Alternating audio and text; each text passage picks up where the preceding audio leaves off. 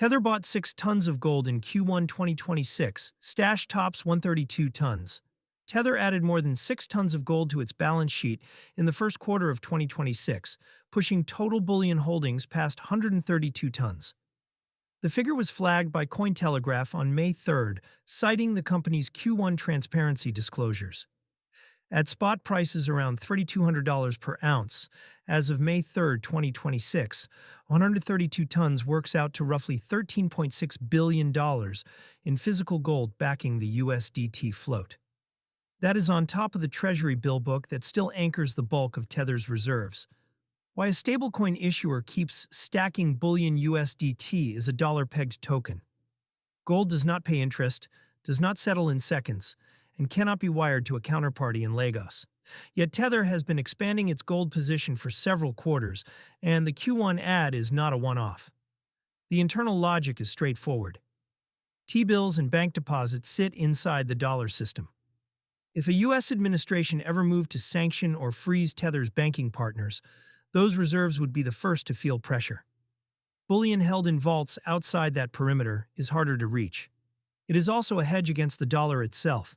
If confidence in T-bill yields cracks, gold holds value when fiat does not. The catch is that gold cannot back same-day redemptions at scale. Tether is using it as a reserve buffer, not as the working layer of USDT. The working layer is still cash and short-duration treasuries, 132 tons in central bank context.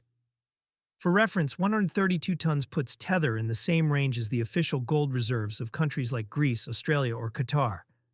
It is larger than the holdings of Brazil and many smaller European central banks. A private company quietly building a sovereign-scale bullion position is a development that bank regulators and finance ministries have started to notice. The growth rate matters more than the absolute number.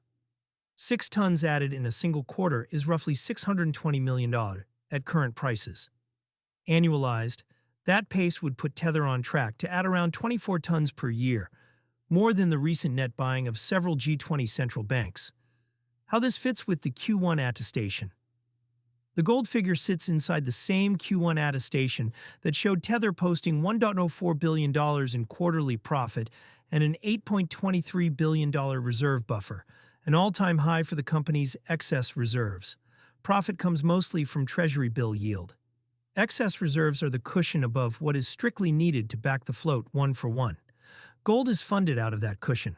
Every additional ton is a choice to convert dollar profit into a non-yielding hard asset rather than distribute it, lend it, or park it in more T-bills.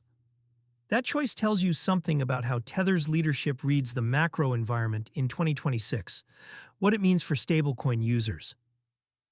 For the median USDT holder using stablecoins on a zero-fee FX card or moving balances through a stablecoin spending product, the immediate impact is close to zero. Redemptions still settle against cash and T-bills. The gold sits behind that, as a buffer. The longer-term implication is more interesting. Regulators in the US and EU are pushing for stablecoin issuers to hold reserves in narrower, more liquid instruments. The recent Senate Clarity Act compromise that bans yield on stablecoin reserves is one part of that pressure. A 132-ton gold position does not fit neatly inside a U.S. framework that expects reserves to be cash and short-term treasuries only. That is part of why Tether has consistently positioned itself as an offshore issuer rather than competing for a U.S. trust charter. The gold strategy makes sense for a company operating outside the U.S. regulatory perimeter. It would be a much harder strategy to defend for a domestically chartered competitor. Risks Tether is taking gold is not free of risk. It moves with real interest rates, with central bank buying patterns, and with currency crises. A sharp rally in real yields could produce a paper loss on a 132-ton position. Custody and insurance costs are also not trivial at this scale. There is also the question of auditability. Tether's transparency reports list the gold figure, but verifying the physical custody of 132 tons is a different exercise than verifying T-bill holdings at a custodian bank. The company has so far chosen attestations over a full audit, and the gold line item is one of the harder ones for outside parties to independently confirm.